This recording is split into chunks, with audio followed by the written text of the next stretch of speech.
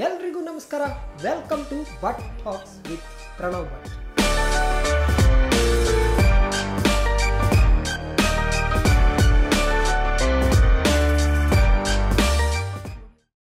ಎಲ್ಲರಿಗೂ ಪ್ರೀತಿಯ ನಮಸ್ಕಾರ. But talk with Pranav Bhat ಕಾರ್ಯಕ್ರಮಕ್ಕೆ ತಮಗೆಲ್ಲ ಸ್ವಾಗತ. ಈ ಶೋ ಅಲ್ಲಿ ಇವತ್ತು ವಿಶೇಷ ಅತಿಥಿಯಾಗಿ ಯಾರಿದ್ದಾರೆ ಅಂತ ಹೇಳಿದರೆ ಅದಕ್ಕೊಂದು ಸಣ್ಣ ಇಂಟ್ರೊಡಕ್ಷನ್ ನಾನು ಹೇಳಲೇಬೇಕು. ನಮ್ಮ ದೇಶದ ಗಡಿಯನ್ನು ಯೋಧರು ಅಲ್ಲಿ ತಮ್ಮ ಜೀವನವನ್ನೇ ಮುಡಿಪಾಗಿಟ್ಟು ಕಾಯ್ತಾ ಇದ್ದರೆ ನಾವು ಮನೆಯಲ್ಲಿ ನೆಮ್ಮದಿಯಿಂದ ಇರಲಿಕ್ಕೆ ಸಾಧ್ಯ. ಯೋಧರ ಪಾತ್ರ ನಮ್ಮ ಪ್ರತಿಯೊಬ್ಬರ ಜೀವನದಲ್ಲೂ ಕೂಡ ಅತ್ಯಂತ ಅಗತ್ಯವಾದಂಥದ್ದು. ಹಾಗಾಗಿ ಇವತ್ತು ನಮ್ಮ ಜೊತೆ ಇರುವಂತಹ ಅತಿಥಿ ಭಾರತೀಯ ವಾಯುಪಡೆಯಲ್ಲಿ ಸೇವೆಯನ್ನು ಸಲ್ಲಿಸಿದಂತಹ ಶ್ಯಾಮ್ ಪ್ರಸಾದ್ ಅವರು ನಮ್ಮ ಜೊತೆ ಇದ್ದಾರೆ. ಕಾರ್ಯಕ್ರಮಕ್ಕೆ ಸ್ವಾಗತ ಸರ್. ನಮಸ್ಕಾರ. ಸೊ ಈಗ ಹೇಗಿದ್ದೀರಿ ಅಂತ ಹೇಳಿದರೆ ಪ್ರತಿದಿನ ಕೂಡ ನೀವು ಆ ಮಿಲಿಟ್ರಿ ಡೇಸನ್ನು ನೆನಪು ಮಾಡ್ಕೊಳ್ತೀರಾ? ಖಂಡಿತವಾಗಿಯೂ ನೆನಪಾಗ್ತದೆ. ಯಾಕಂದರೆ ಅದೊಂಥರ ನಮ್ಮ ಈ ನಿತ್ಯ ನೀವು ಕಾಣುವಂಥ ಜೀವನ ಅಲ್ಲ. ಆದ ಕಾರಣ ಆ ಒಂದು ಇದು ನಮ್ಮ ಈ 15 ವರ್ಷದ ನಮ್ಮ ಸರ್ವೀಸಲ್ಲಿ ಅದು ನಮ್ಮ ಬ್ಲಡ್ಡಲ್ಲಿ ಇಂಜೆಕ್ಟ್ ಆಗಿದ ಥರ ಒಂಥರ ಡಿಸಿಪ್ಲಿನ್ಡ್ ನಮ್ಮ ರುಟೀನ್ ಇರ್ತದೆ. ಸೊ ಅದೊಂದು ಡೆಫಿನೆಟ್ಲಿ ನಮ್ಮದು ನೀವು ಸೂಕ್ಷ್ಮವಾಗಿ ನಮ್ಮ ಇದನ್ನು ಗಮನಿಸಿದರೆ ಮೋಸ್ಟ್ಲಿ ಇವನು ಮಿಲಿಟ್ರಿಲಿ ಇದ್ದವನು ಇರಬೇಕು ಅಂತ ಹೇಳುವ ಥರ ಅರ್ಥ ಆಗ್ತದೆ. ನಮಗೆ ಯೋಧ ಅಂತ ಹೇಳಿದ ಕೂಡಲೇ ಮೊದಲು ನೆನಪಿಗೆ ಬರೋದೇನು ಅಂತ ಹೇಳಿದರೆ ಶಿಸ್ತು. ಅದು ಎಲ್ಲೇ ಇರಲಿ ಹೇಗೆ ಇರಲಿ ಆಶ್ಚರ್ಯ ಆಗ್ತದೆ ಕೆಲವೊಂದು ಸಲ. ಯಾಕಂತ ಹೇಳಿದರೆ ಅಷ್ಟು ಶಿಸ್ತಿನ ಸಿಪಾಯಿಗಳಾಗಿರ್ತಾರೆ. ಯೋಧರು ಅಂತ ಹೇಳಿದರೆ ಅದು ಶಿಸ್ತಿಗೆ ಇನ್ನೊಂದು ಹೆಸರು ಅಂತ ಹೇಳ್ಬೋದು. ಹಾಗಾಗಿ ನಿಮ್ಮ ಬಾಲ್ಯದಲ್ಲೂ ಕೂಡ ಈ ಶಿಸ್ತನ್ನು ಅಳವಡಿಸಿಕೊಂಡಿದ್ರ? ಹೇಗಿತ್ತು ಬಾಲ್ಯ? ಬಾಲ್ಯ ನಾವು ಎಲ್ಲರಂತೆ ನಾವು ಎಲ್ಲ ಪುಂಡಾಟ ಅದೆಲ್ಲ ಇತ್ತು. ಆದರೆ ಬೇಸಿಕಲಿ ನಾನು ಮೇ ಬಿ ಸ್ವಲ್ಪ ಡಿಸಿಪ್ಲಿನ್ಡ್ ಇದ್ದೆ. ಬೆಳಿಗ್ಗೆ ಹೇಳೋದಾಗಲಿ ನಿದ್ದೆ ಮಾಡುವ ಟೈಮಿಂಗ್ ಅದು ಇದೆಲ್ಲ ಸ್ವಲ್ಪ ಶಿಸ್ತು ಪ್ರಕಾರ ನಾನು ಫಾಲೋ ಮಾಡ್ತಿದ್ದೆ. ಆದರೆ ಎಲ್ಲರೂ ಮಾಡ್ತಾಯಿದ್ರು ಅಂತ ನಾನು ಹೇಳೋದಿಲ್ಲ. ಅಂಥವ್ರು ಮಾತ್ರ ಇದು ಮಿಲಿಟ್ರಿಗೆ ಸೇರ್ತಾರಂತಲ್ಲ. ಆದರೆ ಖಂಡಿತವಾಗಿಯೂ ಎಲ್ಲ ಮಕ್ಕಳಂತೆ ಇದ್ದವರೇ ಈ ಮಿಲಿಟ್ರಿಗೆ ಬರೋದು. ಆದರೆ ನಮ್ಮ ಟ್ರೈನಿಂಗ್ ನಮ್ಮನ್ನು ಆ ಥರ ಚೇಂಜ್ ಮಾಡ್ತದೆ. ಟ್ರೈನಿಂಗ್ ನಮಗೇನು ಕೊಡ್ತಾರೆ ಅದು ನಾವು ಅದನ್ನು ಒಂಥರ ನಮ್ಮ ಮೇಲೆ ಇಂಪೋಸ್ ಮಾಡಿದಾಗ ತಗೊಳ್ಳೋದಿಲ್ಲ ಯಾರು. ಅದನ್ನೆಲ್ಲ ನಾವು ಪಾಸಿಟಿವ್ ಆಗಿ ತಗೊಳ್ತೇವೆ ನಮ್ಮ ಟ್ರೈನಿಂಗನ್ನು. ಅದರಿಂದಾಗಿ ನಮಗೆ ಆ ಶಿಸ್ತು ತನ್ನಿಂತಾನೇ ಅದು ಬೆಳೆದು ಬರ್ತದೆ. ಆ ಟ್ರೈನಿಂಗ್ ಪೀರಿಯಡ್ ಮುಗಿದ ಮೇಲೆ ನಮಗೆ ಯಾವ ಪೋಸ್ಟಿಂಗ್ ಎಲ್ಲ ಆಗ್ತದೆ ಅದರಲ್ಲಿ ನಮಗೆ ಮತ್ತೆ ಅದು ನಿತ್ಯ ನಿರಂತರ ಡಿಸಿಪ್ಲಿನ್ ಅಂತ ಹೇಳುವಂಥ ರುಟೀನ್ ನಮ್ಮ ಇದರದ್ದು ಜೀವನ ಶೈಲಿಯಲ್ಲಿ. ನಿಮ್ಮ ಜೀವನವನ್ನು ಸ್ವಲ್ಪ ರಿವೈಂಡ್ ಮಾಡಿ ನೋಡಿದರೆ ನಿಮ್ಮ ಶಾಲಾ ದಿನಗಳು ಹೇಗಿತ್ತು? ನಮ್ಮ ಶಾಲಾ ಅಂದರೆ ಆವಾಗ ಗೌರ್ಮೆಂಟ್ ಸ್ಕೂಲಲ್ಲಿ ನಾನು 1ರಿಂದ 7ರವರೆಗೆ ಕಲ್ತಿರೋದು ನಮ್ಮ ಮನೆ ಹತ್ರನೇ. ಹಾಗೆ ಅದು ಆವಾಗಿನ ಈ ಶಾಲಾ ಗೌರ್ಮೆಂಟ್ ಶಾಲಾ ಸ್ಟ್ಯಾಂಡರ್ಡು ಖಂಡಿತವಾಗಿ ನಾವು ಹೇಳಲೇಬೇಕು. ಅದು ಇವಾಗಿಗಿಂತ ಎಷ್ಟೋ ಹೆಚ್ಚು ಚೆನ್ನಾಗಿತ್ತು. ಮತ್ತು ಪ್ರೈವೇಟ್ ಸ್ಕೂಲ್ಗಳು ಬಹಳ ಕಡಿಮೆ ಆವಾಗ. ಯಾಕಿತ್ತು ಅಂದರೆ ಅಫ್ಕೋರ್ಸ್ ನಮ್ಮ ಪಾಪ್ಯುಲೇಷನು ಕಡಿಮೆ ಇತ್ತು ಅಂತ ಹೇಳ್ಬೋದು. ಮತ್ತೊಂದು ಇದರದ್ದು ಸ್ಟ್ಯಾಂಡರ್ಡು ಚೆನ್ನಾಗಿತ್ತು. ಟೀಚರ್ಸು ಬೇಕಾದಷ್ಟು ಇದ್ದರು. ಎಲ್ಲ ಕ್ಲಾಸಿಗೂ ಒಬ್ಬೊಬ್ಬರಾಗಿ ಟೀಚರ್ಸು ಇದ್ದರು ಆ ಟೈಮಲ್ಲಿ. ನಮ್ಮ ಇದರಲ್ಲಿ ನಂದು 1ರಿಂದ 7ರವರೆಗೆ ನಮ್ಮ ಊರಲ್ಲೇ ಗೌರ್ಮೆಂಟ್ ಶಾಲೆಯಲ್ಲಿ ಆಯಿತು. ಯಾವ ಊರು? ಕಾವು.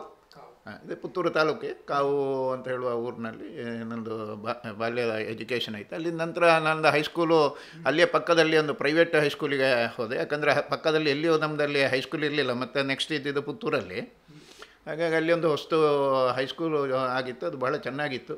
ಸೀತಾರಾಘವ ಹೈಸ್ಕೂಲು ಪೆರ್ನಾಜ್ ಅಂತೇಳಿ. ಅಲ್ಲಿ ನಂದು 8, 9, 10 ನಾನು ಹೈಸ್ಕೂಲ್ ವಿದ್ಯಾಭ್ಯಾಸ ಅಲ್ಲಿ ಮಾಡಿದೆ. ಮತ್ತು ನಂದು PUC ಮತ್ತು ಡಿಗ್ರಿಗೆ ಆಗುವಾಗ ನಾನು ವಿವೇಕಾನಂದ ಇದಕ್ಕೆ ಕಾಲೇಜಿಗೆ ಬಂದೆ. ಹಾಗೆ ನಮ್ಮದು ವಿದ್ಯಾಭ್ಯಾಸ. APJ ಅಬ್ದುಲ್ ಕಲಾಂ ಅವರಿಗೆ ಬಾಲ್ಯದಲ್ಲೇ ಬಹುಶಃ ಹೀಗೊಂದು ಆಗಬೇಕು ಅಂತ ಹೇಳುವ ಕನಸನ್ನು ಕಂಡಿಂಥವ್ರು. ಅದೇ ರೀತಿ ನಿಮಗೂ ಕೂಡ ಬಾಲ್ಯದಲ್ಲಿ ಎಲ್ಲಿಯಾರು ಈ ಸೈನ್ಯದ ಬಗ್ಗೆ ಏನಾದರೂ ಒಂದು ಆಸಕ್ತಿ ಇತ್ತಾ? ಹಾಗಿರೋದು ಎಂಥ ಒಂದು ಅವಕಾಶವೂ ಸಿಗಲಿಲ್ಲ ನಮಗೆ. ಅಂಥ ಒಂದು ಎಕ್ಸ್ಪೋಸು ಇರಲಿಲ್ಲ. ಅಂಥದ್ದೊಂದು ನಮ್ಮ ಇದಕ್ಕೆ ಬರಲಿಲ್ಲ, ಚಿಂತನೆಗೆ ಬರಲಿಲ್ಲ. ಆ್ಯಕ್ಚುಲಿ ನಾನು ಸುಳ್ಳು ಹೇಳಬಾರ್ದು. ಅಂಥದ್ದು ಯಾವುದೇ ಚಿಂತನೆ ಇರಲಿಲ್ಲ. ಇದೊಂದು ಆಕಸ್ಮಿಕ ಆ್ಯಕ್ಚುಲಿ ನಾನು ಸೇರಿರೋದು. ಎಲ್ಲಿಂದ ಆಸಕ್ತಿ ಪ್ರಾರಂಭ ಆಯಿತು ನಿಮಗೆ? ಇಲ್ಲ, ಇದು ಆ್ಯಕ್ಚುಲಿ ಏನಾಯಿತು ಅಂತ ಹೇಳಿದ್ರೆ ನಾನು ವಿವೇಕಾನಂದ ಕಾಲೇಜಲ್ಲಿ ನಾನು PUC ಇದು ಡಿಗ್ರಿಯಲ್ಲಿ ಓದ್ತಾ ಇದ್ದಾಗ ನನ್ನ ಒಬ್ಬರು ಫ್ರೆಂಡು ಒಂದಿನ ಬೆಂಗಳೂರಿಗೆ ಬಸ್ ಸ್ಟ್ಯಾಂಡಲ್ಲಿ ಸಿಕ್ಕಿದ್ರು, ಪುತ್ತೂರು ಬಸ್ ಸ್ಟ್ಯಾಂಡಲ್ಲಿ. ಅವರು ಬೆಂಗಳೂರಿಗೆ ಹೋಗ್ತಾ ಇದ್ದಾರೆ, ನನಗೆ ಏರ್ಫೋರ್ಸಲ್ಲಿ ಸಿಲೆಕ್ಷನ್ ಆಗಿದೆ ಅಂತ ಹೇಳಿದರು. ಆಗ ನಾನು ಭಾಳ ಖುಷಿಪಟ್ಟೆ, ಅವರನ್ನು ಕಂಗ್ರ್ಯಾಚುಲೇಟ್ ಮಾಡಿದೆ, ಅವರನ್ನು ಕಳಿಸ್ಕೊಟ್ಟೆ. ಮತ್ತು ಆ ವಿಷಯ ಮರ್ತುಬಿಟ್ಟೆ ಆ್ಯಕ್ಚುಲಿ. ಮತ್ತೊಂದು ತಿಂಗಳ ನಂತರ ಆಕಸ್ಮಿಕವಾಗಿ ನಮ್ಮ ಕಾಲೇಜ್ ನೋಟಿಸ್ ಬೋರ್ಡಲ್ಲಿ ಒಂದು ಪೇಪರ್ ಕಟ್ಔಟನ್ನು ಹಾಕಿದರು. ಅದರಲ್ಲಿ ವಾಯುಪಡೆಗೆ ಕಾಲ್ ಫಾರ್ ಮಾಡಿದ್ದನ್ನು ಹಾಕಿದರು, ಏರ್ಫೋರ್ಸಿಗೆ. ಆವಾಗ ನನಗೆ ನೆನಪಾಯ್ತು, ಈ ಫ್ರೆಂಡು ಮೋಸ್ಟ್ಲಿ ಇದಕ್ಕೆ ಅಪ್ಲೈ ಮಾಡಿ ಹೋಗಿರ್ಬೋದು ಅಂತೇಳಿ. ಹಾಗೆ ನಾವೊಂದು 4-5 ಜನ ಅದನ್ನು ನೋಡಿದೆವು ಫ್ರೆಂಡ್ಸ್ಗಳು. ನಾವೆಲ್ಲರೂ ಹಾಕೋಣ ಅಂತೇಳಿ ನಾವೆಲ್ಲರೂ ಅಪ್ಲಿಕೇಶನ್ ಹಾಕಿದ್ದು. ಒಂದು ಫಾರ್ಚುನೇಟ್ಲಿ ಐ ಗಾಟ್ ಸಿಲೆಕ್ಟೆಡ್. ಅದರಲ್ಲಿ ಸಿಲೆಕ್ಷನ್ ಆಯಿತು, ಹಾಗೆ ಇದಾಯಿತು. ಸೊ ಆಕಸ್ಮಿಕವಾದ ನಂತರ ಸೊ ಅಲ್ಲಿಂದ ನಿಮ್ಮ ಇಂಟ್ರೆಸ್ಟ್ ಸ್ಟಾರ್ಟ್ ಆಯಿತಾ ಸೈನ್ಯ? ಹಾಂ, ಹೌದು. ಅಲ್ಲಿ ಹೋದಾಗ ಅಂದರೆ ನಾವು ಇಲ್ಲಿ ತಿಳ್ಕೊಂಡ ಅಥವಾ ನಾವು ಇಲ್ಲಿ ಬೆಳೆದ ಅಟ್ಮಾಸ್ಫಿಯರೇ ಅಲ್ಲ. ಅಲ್ಲಿಯ ಟ್ರೈನಿಂಗ್ ಇದರಲ್ಲಿ ನಾವು ಅಂತ ಹೇಳಿದರೆ ಪ್ರತಿ ರಾಜ್ಯದ ಇಂಟೇಕ್ಸ್ ಇದರಲ್ಲಿ ಇದರಲ್ಲಿ 30-40 ಜನ ಮಕ್ಕಳು ಇದು ಏನು ಕ್ಯಾಂಡಿಡೇಟ್ಸನ್ನು ಸಿಲೆಕ್ಟ್ ಮಾಡಿರ್ತಾರೆ ಒಂದೊಂದು ರಾಜ್ಯದಿಂದ. ಅವರಲ್ಲಿ ಒಂದೊಂದು ಬ್ಯಾಚಲ್ಲಿ ಬರುವಾಗ ಓಕೆ, ನಮ್ಮನ್ನು ಇದರಲ್ಲಿ ಕರ್ನಾಟಕ, ಬಿಹಾರ, ಇದು ಮಧ್ಯಪ್ರದೇಶ, ಹಾಗೆ ಪ್ರತಿಯೊಂದು ಇಂಡಿಯಾದ ಎಲ್ಲ ರಾಜ್ಯಗಳ ಇದು ಇರುವಾಗ ನಮಗೆಲ್ಲ ಜನರನ್ನು ನೋಡಲಿಕ್ಕಾಯಿತು. ಅದು ಫಸ್ಟ್ ಟೈಮ್ ನಮ್ಮ ಲೈಫಲ್ಲಿ ನಾವು ಬೇರೆ ಬೇರೆ ಊರಿನ ಜನಗಳನ್ನು ನೋಡ್ತೇವೆ, ಅವರೊಡನೆ ಬೆರೆಯುವ ಇದಾಯಿತು. ಅದು ಯಾವ ಥರ ಇರ್ತದೆ ಆ ಥರದ ಇದೊಂದು ಹೊಸ ವಿಷಯ ನಮಗೆ, ಆ್ಯಕ್ಚುಲಿ ಹೊಸ ಎಕ್ಸ್ಪೀರಿಯನ್ಸ್. ಅದು ಬಹಳ ಚೆನ್ನಾಗಿತ್ತು. ಹಾಗೆ ಆ ಸೈನ್ಯದ ದಿನಗಳನ್ನು ನೆನಪು ಮಾಡ್ಕೊಳ್ಳೋದಿದ್ರೆ ಬಹುಶಃ ನಮಗೆಲ್ಲ ನಾವು ಕೆಲವು ವಿಡಿಯೋಸ್ ಎಲ್ಲ ನೋಡ್ತಾ ಇರ್ತೇವೆ ಈ ಆರ್ಮಿ ಟ್ರೈನಿಂಗ್ ಬಗ್ಗೆ. ಅದು ನೋಡುವಾಗಲೇ ಒಂಥರ ಭಯ ಆಗ್ತದೆ. ಸೊ ಹೇಗಿತ್ತು ಆರ್ಮಿ ಟ್ರೈನಿಂಗ್, ಅಂದರೆ ದಿನಚರಿ ಹೇಗಿತ್ತು ನಮ್ಮದು? ಯಾಕಂದರೆ ಫಸ್ಟು 6 ಮಂತ್ಸು ಬೇಸಿಕ್ ನಮ್ಮ ಈ ಫಿಸಿಕಲ್ ಟ್ರೈನಿಂಗ್ ತುಂಬ ಇಂಪಾರ್ಟೆನ್ಸ್ ಕೊಡ್ತಾರೆ. ಇದರಲ್ಲಿ ಫಸ್ಟ್ 6 ಮಂತ್ಸಲ್ಲಿ ಒಂದು 4:30 ಗಂಟೆಗೆ ನಾವು ಗ್ರೌಂಡಿಗೆ ಇರಬೇಕು ಬೆಳಿಗ್ಗೆ. ಹೆಲ್ತ್ ರನ್ ಅಂತ ರನ್ನಿಂಗ್ ಮಾಡ್ತಾರೆ. ಅಂದರೆ ಇಟ್ಸ್ ಆಲ್ ಅಂದರೆ ಇದು ಫಿಸಿಕಲ್ ಫಿಟ್ನೆಸ್ಸಿಗೆ ಬೇಕಾಗಿ ಹೆಲ್ತ್ ರನ್ ಅಂತೇಳಿ ಒಂದು 2-3 ಕಿಲೋಮೀಟ್ರ್ ಓಡಿಸ್ತಾರೆ. ಅದರಲ್ಲೆಲ್ಲ ನಾವು ಅದನ್ನು ಭಾಳ ಜಾಲಿಯಾಗಿ ತಗೊಳ್ತಾ ಇದ್ವಿ. ನಾವೆಲ್ಲ ಬೆಳಿಗ್ಗೆ ಓಡೋದು, ಯಾಕಂದರೆ ಬೆಳಕಿರುವುದಿಲ್ಲ ಆ ಟೈಮಲ್ಲಿ ನಾವು ಓಡಿ ಹೋಗಿ ಎಲ್ಲರೂ ಅಲ್ಲಿ ಅಂದರೆ ಇನ್ಸ್ಟ್ರಕ್ಟ್ರ್ ಒಟ್ಟಿಗೆ ಇರಬೇಕು. ನಾವು ನಮ್ಮಷ್ಟಿಗೆ ಹೋಗಿ ಅಲ್ಲಿ ಓಡೋದಲ್ಲ, ನಮ್ಮ ಇನ್ಸ್ಟ್ರಕ್ಟ್ರು ಆ ಹೊತ್ತಿಗೆ ಎದ್ದು ಬರ್ತಾರೆ, ಅವರು ತಗೊಳ್ತಾರೆ. ಆ ಟೈಮಲ್ಲಿ ನಾವು ಏನಾದ್ರು ಪುಂಡಾಟಿಕೆ ಮಾಡಿದರೆ ನಮಗೆ ಕೆಲವು ಪನಿಷ್ಮೆಂಟ್ಗಳು ಸಿಗ್ತವೆ, ಆ ಥರದಲ್ಲಿ ಅದೆಲ್ಲ ಇರ್ತದೆ. ಅದೆಲ್ಲ ಇದು ಒಂಥರ ಫನ್ ಅಂತ ಹೇಳುವ ಇದರಲ್ಲಿ ತಗೊಂಡಿದ್ದೇವೆ. ಯಾವುದೇ ಇದರಲ್ಲಿ ಅದೊಂದು ನಮಗೆ ಸ್ಟ್ರೆಸ್ ಆಗಲಿಲ್ಲ. ಅದು ಬೆಳಿಗ್ಗೆ ಹಾಗೆ ಒಂದು 4:30 ಗಂಟೆಗೆ ಹೋದರೆ ಒಂದು 5 ಕಾಲಕ್ಕೆ ವಾಪಸ್ಸು ನಮ್ಮ ರನ್ನಿಂಗ್ ಮುಗಿಸಿ ಬಂದರೆ ಮತ್ತು ಫ್ರೆಶ್ ಆಗಿ 7 ಗಂಟೆಗೆಲ್ಲ ನಾವು ರೆಡಿ ಇರಬೇಕಾಗ್ತದೆ. ತಿಂಡಿ ಮಾಡಿ ನಮ್ಮ ಇದರಲ್ಲಿ ತಿಂಡಿ ಮಾಡಿ ರೆಡಿ ಇರಬೇಕಾಗ್ತದೆ. ಆಗ ಪೆರೇಡ್ ಟ್ರೈನಿಂಗ್ ಆಗಿರ್ತದೆ. ನಮಗೆ ಟ್ರೈನಿಂಗ್ ಶುರುವಾಗ್ತದೆ. ಅದೊಂದು 2-2.5 ಗಂಟೆ ಇರ್ತದೆ. ಆಮೇಲೆ ನಮಗೆ ಕ್ಲಾಸಸ್ಸು ಶುರುವಾಗ್ತದೆ. ನಾವು ಯಾವ ಬ್ರ್ಯಾಂಚಿಗೆ ಸೆಲೆಕ್ಟ್ ಆಗಿದ್ದೇವೆ ಆ ಬ್ರ್ಯಾಂಚಿನ ಇದ್ರ ಬಗ್ಗೆ ಟ್ರೈನಿಂಗ್ ಆಗ್ತದೆ. ಅದು ಸಾಧಾರಣ 1.5 ಗಂಟೆವರೆಗೆ ನಮಗೆ ಕ್ಲಾಸಸ್ ಇರ್ತದೆ. ಆಮೇಲೆ ನಮಗೆ ಲಂಚ್ ಬ್ರೇಕ್ ಆದಮೇಲೆ ಎವ್ರಿ ಡೇ ಟ್ರೈನಿಂಗ್ ಪೀರಿಯಡಲ್ಲಿ PT ಇರ್ತದೆ. ಅದು ಆಫ್ಟರ್ನೂನ್ 1 ಅವರ್. ಆಮೇಲೆ ಸ್ವಲ್ಪ ಫ್ರೀ ಅಂತ ಇದು. ಆದರೆ any time we have to be ready. ಆ ಥರ ತುಂಬ ಸ್ಟ್ರಿಕ್ಟ್ ಅಂತ ಹೇಳೋಕ್ಕಿಂತ ಅದನ್ನು ಒಳ್ಳೆಯ ರೀತಿಯಲ್ಲಿ ತಗೊಂಡ್ರೆ ಅದು ಹೌದು, ಅದು ನಾವು ತಗೊಳ್ಳೋ ರೀತಿಯಲ್ಲಿ ಉಂಟು. ನಾವು ನಮ್ಮ ಮೇಲೆ ಇಂಪೋಸ್ ಮಾಡಿದ್ದಾರೆ, ಇದು ಹೇಗೆ ಮಾಡೋದು ಆ ಥರ ಎಲ್ಲ. ಇದು ಪಾರ್ಟ್ ಆಫ್ ಟ್ರೈನಿಂಗು. ನಾವು ಇದಕ್ಕೆ ಅಂತ ಹೇಳೋದು ನಾವು ಪಾಸಿಟಿವಿಟಿ ನಮ್ಮ ಮೈಂಡಲ್ಲಿ ಇದ್ದರೆ ಇದೆಲ್ಲ ಭಾಳ ಚೆನ್ನಾಗಿರ್ತದೆ. ಮತ್ತು ಅದರಲ್ಲಿ ಏನಾದರೂ ಒಂದು ನಮಗೆ ಎಂದರೆ ಒಂಥರ ತಮಾಷೆ ಇದೆಲ್ಲ ತಗೊಳ್ಳಿಕ್ಕೆ ಆಗ್ತದೆ. ಎಲ್ಲ ಊರಿನವ್ರು ಇರುವಾಗ ಏನಾದರೂ ಒಬ್ಬೊಬ್ಬರು ಏನಾದರೂ ಒಂದು ಇದು ಮಾಡ್ತಾರೆ. ಆಗ ಯಾವುದು ನಮಗೆ ಮನಸ್ಸಿಗೆ ಅನಿಸೋದಿಲ್ಲ. ಯಾಕೆಂದರೆ ಪ್ರಾಯ ಆ ಥರದ್ದು, ನಮ್ಮ ವಯಸ್ಸು ಆ ಥರದ್ದು. ಆ ಥರ ಎಲ್ಲವನ್ನು ನಮಗೆ ಒಂದು ಜಾಲಿಯಾಗಿ ತಗೊಳ್ಳಿಕ್ಕೆ ಆಗ್ತದೆ. ವಾಯುಪಡೆ ಬಗ್ಗೆ ನಿಮ್ಮ ಅನಿಸಿಕೆ ಏನು? ನಮ್ಮ ಭಾರತೀಯ ವಾಯುಪಡೆ ಬಗ್ಗೆ ಬಹಳ ಒಳ್ಳೆ ಇದಿದೆ. ನಮ್ಮದು ವಾಯುಪಡೆ one of the best in the world ಅಂತ ಹೇಳ್ಬೋದು. ಈಗಾಗಲೇ ನಾವು ರೀಸೆಂಟ್ಲಿ ನಮ್ಮ ಇದರಲ್ಲಿದ್ದಾಗ ಪಾಕಿಸ್ತಾನದ F-16 ಹೊಡೆದಿರೋದು ನಮ್ಮ ಓಲ್ಡ್ ಇದರಲ್ಲಿ ವಿಮಾನದಲ್ಲಿ. ಸೊ ಆದ ಕಾರಣ ನಮ್ಮ ವಾಯುಪಡೆಯ ಎಲ್ಲ ಇದು ಏರ್ಮ್ಯಾನ್ ಆಗಲಿ ಅಥವಾ ಆಫೀಸರ್ಸ್ ಆಗಲಿ ಎಲ್ಲರೂ ಬಹಳ ಕ್ವಾಲಿಫೈಡ್ ಮತ್ತು ಬಹಳ technically they are very efficient. So ನಮ್ಮ ವಾಯುಪಡೆ ಟ್ರೈನಿಂಗ್ ಆಗಲಿ ಅದರ ಎಫಿಷಿಯನ್ಸಿ ಬಗ್ಗೆ ಯಾವುದೇ ರೀತಿಯ ಇದಿಲ್ಲ. ಯಾಕೆ ಅಂತ ಹೇಳಿದರೆ ಹಿಂದೆ ಹೇಗಿತ್ತು ಈಗ ಹಾಗಿಲ್ಲ ಅಂತ, ಸಂಪೂರ್ಣ ಬದಲಾಗಿದೆ ಅಂತ. ಹೌದು, ಹಿಂದೆ ಇದ್ದಾಗ ಈಗ ಇಲ್ಲ ಅಂತ ಹೇಳಿದರೆ ಅದೇ ಪಡೆ, ಎಲ್ಲವೂ ಅದೇ. ಯಾಕೆ ಇದಾಗಿದೆ ಅಂತ ಹೇಳಿದರೆ ಅದನ್ನು ಇದು ಮಾಡುವ ಜನ ಬೇರೆ ಅಂತ ಅಷ್ಟೇ. ಸೊ ಹಾಗೆ ಅದನ್ನೇ ನಾನು ಆಗ ಹೇಳಿರೋದು, ಈ ಸರ್ಕಾರ ಹೇಗಿರ್ತದೋ ಹಾಗೆ ಇರ್ತದೆ. ಈಗ ಯಾವುದೇ ಟೈಮಲ್ಲಿ ನಮಗೆ ಟೈಮ್ ಕೊಡಿ, ನಾವು ಈ ಯಾವುದೇ ವೈರಿಯನ್ನು ಹೊಡಿ ಮಾಡ್ತೇವೆ ಅಂತ ಹೇಳಿ ಓಪನ್ ಆಗಿ ನಮ್ಮ ಜನರಲ್ಲಿ ಹೇಳಿದ ಉದಾಹರಣೆಗಳಿವೆ. ಆ ರೀತಿಯ ಪ್ರೋತ್ಸಾಹ ಅವರಿಗೆ ಅಥವಾ ಆ ರೀತಿಯ ಒಂದು ಡೈರೆಕ್ಷನ್ ಕೊಡಬೇಕು. ಅದು ಇದುವರೆಗೆ ಇರ್ತಿರಲಿಲ್ಲ. ಇವಾಗ ಒಂದು 10 ವರ್ಷದಿಂದ ನಮಗೆ ಆ ಬದಲಾವಣೆಯನ್ನು ನಾವು ಕಾಣ್ತಾ ಇದ್ದೇವೆ. ಆ ಬದಲಾವಣೆಯಲ್ಲಿ ನಮಗೇನಾಗಿದೆ ಅಂದರೆ ನಮ್ಮ ಆತ್ಮಸ್ಥೈರ್ಯ ಇನ್ನೂ ಹೆಚ್ಚಾಗ್ತದೆ. ನಮಗೆ ನಮ್ಮನ್ನು ಸಪೋರ್ಟ್ ಮಾಡೋರಲ್ಲ, ನಮಗೆ ನಮ್ಮನ್ನು ಪರಿಗಣಿಸೋರು ಇದ್ದಾರೆ ಅಂತ ಹೇಳಿದ ಕೂಡಲೇ ನಮಗೆ ಇನ್ನೂ ಹೆಚ್ಚಿನ ಧೈರ್ಯ ಬರ್ತದೆ ಮತ್ತು ಇದು ಬರ್ತದೆ. ಆಗ ಯಾಕೆಂತ ಹೇಳಿದ್ರೆ ಕಾರ್ಗಿಲ್ ಯುದ್ಧ ಸಂದರ್ಭದಲ್ಲಿ ಆ ಕಾಲದಲ್ಲಿ ಬಹುಶಃ ಆ ಬೂಟು ಕೂಡ ಕಿತ್ತೋಗಿತ್ತು ಅಂತ ಹೇಳುವ ಒಂದು ಇತ್ತು. ಆವಾಗೆಲ್ಲ ತುಂಬ ನಮ್ಮ ಇದರಲ್ಲಿ ಯಾಕಂದರೆ ಆ ಥರದ ಇಚ್ಛಾಶಕ್ತಿ ಇರಲಿಲ್ಲ ನಮ್ಮ ಇದು ಸರ್ಕಾರಕ್ಕೆ ಆಗಲಿ ನಮ್ಮ ಮಾಡಿದವರಿಗೆ ಸರ್ಕಾರಕ್ಕೆಲ್ಲ ಇಚ್ಛಾಶಕ್ತಿ ಇಲ್ಲದ ಕಾರಣ ಇದಾಯಿತು. ಆದರೆ ನಮ್ಮ ಭಾಗ್ಯ ಅಂತ ಹೇಳಬೇಕು, ನಮ್ಮ ಯಾವುದೇ ಇದು ನೌಕಾಸೇನೆ ಆಗಲಿ ಅಥವಾ ಭೂಸೇನೆ ಆಗಲಿ ವಾಯುಸೇನೆ ಆಗಲಿ ಯಾವುದೇ ಇದವರ ಕರ್ತವ್ಯದಲ್ಲಿ ಲೋಪ ಬರಲಿಲ್ಲ. ಇವರು ಗೌರ್ಮೆಂಟ್ ಹೀಗೆ ಮಾಡ್ತಾ ಉಂಟು, ನಾವು ಯಾಕೆ ಇದು ಮಾಡೋದು ಅಸಡ್ಡೆ ಇಲ್ಲಿಯೂ ನಾವು ತೋರಿಸಿರಲಿಲ್ಲ. ಆದರೆ ಸರ್ಕಾರ ಸರಿಯಾಗಿದ್ದಿದ್ರೆ ಆವಾಗಿಂದಲೇ ಇದು ಸರಿ ಇರ್ತಿತ್ತು ಅಂತ ಹೇಳ್ಬೋದು. ಆದರೆ ನಾನು ಸರ್ಕಾರದ ದೂಷಲಿಕ್ಕೆ ಬಂದದ್ದಲ್ಲ. ಇಲ್ಲಿ ಬಹುಶಃ ಪ್ರತಿಯೊಬ್ಬ ಸೈನಿಕನ ಕಣ್ಣಿಗೂ ಕಾಣುವಂಥದ್ದು ದೇಶ. ಹೌದು, ನಮ್ಮ ದೇಶ ಅಂತ ಹೇಳುವ ಅಭಿಮಾನ ನಮಗೆ ಈ ಟ್ರೈನಿಂಗಲ್ಲೇ ಬಂದಿರ್ತದೆ. ಆದ ಕಾರಣ ನಮಗೆ ಆ ಸರ್ಕಾರ ಯಾವುದು ಏನು ಅಂತ ಹೇಳುವ ಭಾವನೆ ನಮ್ಮಲ್ಲಿ ಯಾವತ್ತೂ ಇರುವುದಿಲ್ಲ ಸೇನೆಯಲ್ಲಿ. ಹಾಗೆ ಅದು ನಮ್ಮ ದೇಶ ಅಂತ ಹೇಳೋದು ಮಾತ್ರ ನಮಗೆ ಇರೋದು, ಅದೇ ಇರೋದಿಲ್ಲ. ಆದರೆ ಇವಾಗ ಆ ಬದಲಾವಣೆ ನಾವು ಮಾತ್ರ ಅಲ್ಲ, ಈ ಸೈನ್ಯದಲ್ಲಿ ಇರುವವರು ಮಾತ್ರ ಅಲ್ಲ, ಹೊರಗಿನವರು ಕೂಡ ಕಾಣ್ತಾ ಇದ್ದಾರೆ ಅಂತ. ಹೊರಗಿನವರಿಗೆ ಮೊದಲು ನಮ್ಮ ದೇಶದ ಸೈನ್ಯ ಏನು ಸಾಲದು ಅಂತ ಹೇಳುವಾಗೆ ಇರುವಂಥ ಭಾವನೆ ಇದ್ದಿರ್ಬೋದು. ಆದರೆ ಇವಾಗ ಹಾಗಿಲ್ಲ. ನಾವು ಎಲ್ಲಿದ್ದರೂ ಹೋಗಿ ಹೊಡೆಯುವಷ್ಟು ತಾಕತ್ತಿದೆ ಅಂತ ಇದು ನಮ್ಮ ಜನತೆಗೆ ಈಗ ವಿಶ್ವಾಸ ಇದೆ.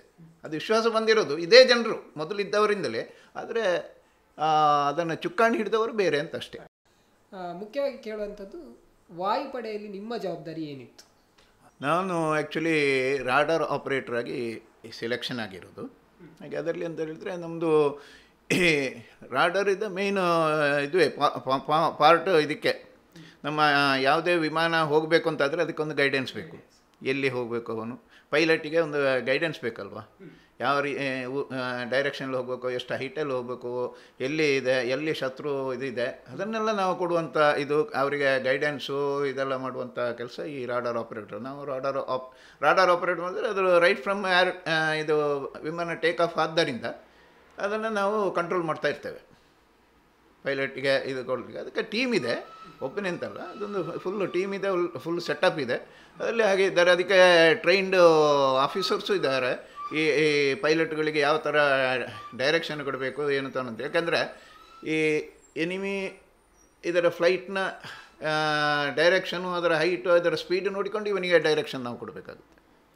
ಆ ಥರದ ಇದರಲ್ಲಿ ಅದೇ ನಮ್ಮದು ಮೇಯ್ನು ವರ್ಕ್ ಆಗಿದೆ. ಹಾಗೆ ಅಲ್ಲಿ ವಾಯುಪಡೆ ಅಂತ ಅಲ್ಲಿ ಬಂದಾಗ ಅಲ್ಲಿ ಯಾವ ರಾಜ್ಯದವರು ಇರ್ತಾ ಇದ್ರು? ದೇಶದ ಎಲ್ಲ ರಾಜ್ಯದವರ ರೆಪ್ರೆಸೆಂಟೇಷನ್ ಇದು ಇರ್ತಾರೆ, ಇದು ಸೈನಿಕರು ಇರ್ತಾರೆ ಅದರಲ್ಲಿ.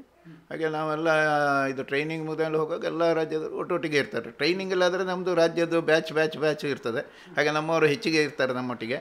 ಮತ್ತು ಟ್ರೈನಿಂಗ್ ಮುಗಿದು ನಮಗೆ ಬೇರೆ ಬೇರೆ ಯೂನಿಟ್ಗಳಿಗೆ ಪೋಸ್ಟಿಂಗ್ ಆಗುವಾಗ ನಮ್ಮಲ್ಲಿ ಆವಾಗ ನಮಗೆ ಮಿಕ್ಸ್ ಜಾಸ್ತಿ ಆಗ್ತದೆ ಎಲ್ಲ ರಾಜ್ಯದವರು. ಹಾಗೆ ಅದೆಲ್ಲ ನಮಗೆ ಒಂಥರ ಒಳ್ಳೆಯ ಒಂದು ಎಕ್ಸ್ಪೀರಿಯನ್ಸ್.